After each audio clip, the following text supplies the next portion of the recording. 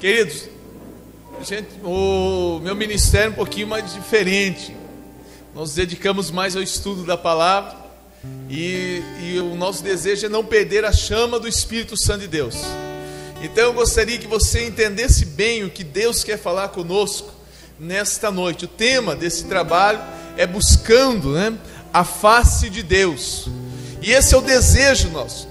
E é por isso que o apóstolo Pedro também escreve esta carta de 1 Pedro, com o desejo de que os homens, as pessoas buscassem a face de Deus, envolvessem mais com a presença de Deus. Por isso que no versículo 2, nós vamos passear um pouquinho aí nesses versículos desse capítulo. No versículo 2 ele diz o seguinte: desejando como meninos novamente nascidos, ou numa outra tradução, como criança recém-nascida. O desejo de buscar a presença de Deus. Quando ele fala sobre esses meninos recém-nascidos, crianças recém-nascidas, meninos que nasceram novamente, nós devemos lembrar que um dia nós nascemos de novo. Quando nós tivemos um encontro pessoal com Jesus, quando nós conhecemos o Senhor, nós deixamos de pertencer a essa pátria, deixamos de pertencer a este mundo, e sentenciamos naquele dia que nós recebemos a Cristo no nosso coração, que agora nós pertencemos ao reino de Deus.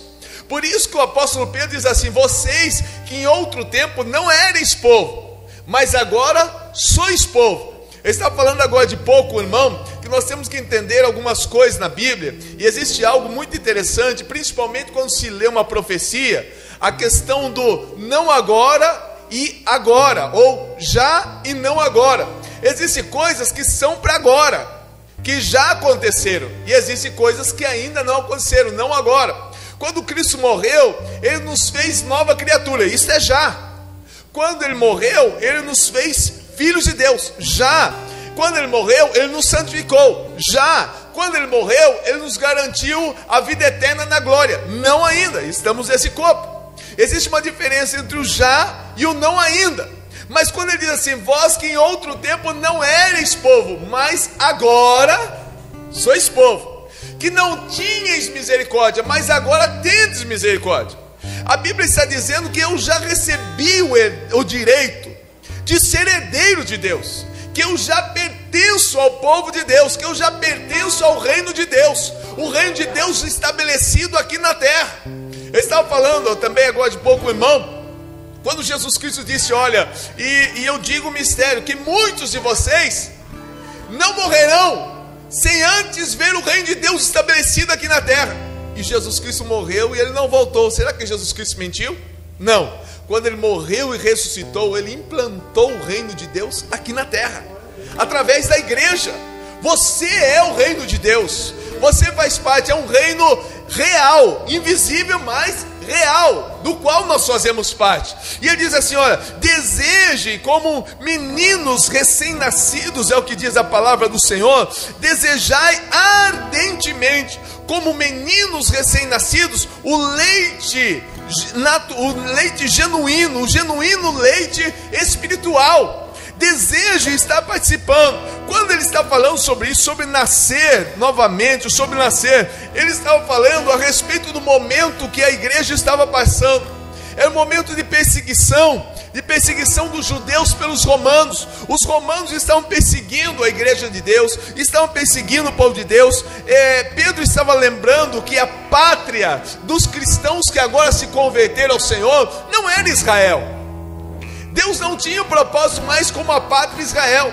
Pode ver que os judeus, eles confundiam isso. Em todo momento, quando Jesus estava aqui, eles falavam assim: olha, é esse tempo que o Senhor vai restaurar Israel. Falei: não se preocupe com os tempos, com as estações que Deus preparou para si. O grande propósito judeu era Israel, Israel, Israel.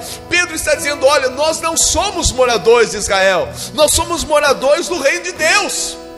E o reino de Deus não é Israel, o reino de Deus é em qualquer lugar. Você lembra quando aquela mulher samaritana chega para Jesus e fala assim: Jesus, eu estou com uma dúvida muito grande, me explica uma coisa, é aqui que nós devemos adorar ao Senhor, onde o nosso pai Jacó construiu esse poço, aqui na região norte de Israel, chamado Samaria, ou é lá na região sul, onde está Belém, onde está o templo?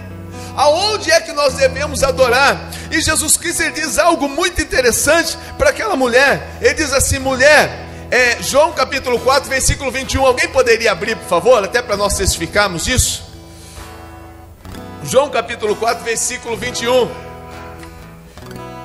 Ele diz o seguinte: a Bíblia diz assim: disse Jesus: mulher, podes crer que a hora vem, que nem neste monte, nem em Jerusalém, adorareis ao Pai, porque Deus é Espírito, importa que os verdadeiros adoradores o adorem em Espírito e em verdade. Jesus estava dizendo: não se preocupe com o lugar, porque não vai mais haver um tempo de lugar, mas um tempo de homens e mulheres de Deus, que amam e que adoram o Senhor em qualquer lugar, em qualquer situação, em qualquer maneira. Nós estamos agora de pouco fazendo a noite do ridículo, e todo mundo fantasiado. Acabou aquele momento, entramos no momento de adoração. Aqui não é um templo, aqui não foi consagrado, ungido com óleo, mas esse é o momento de adorar. Então esse é o lugar, aqui é o lugar, esse é o momento, essa é a hora em que nós adoramos ao Pai em espírito e em verdade.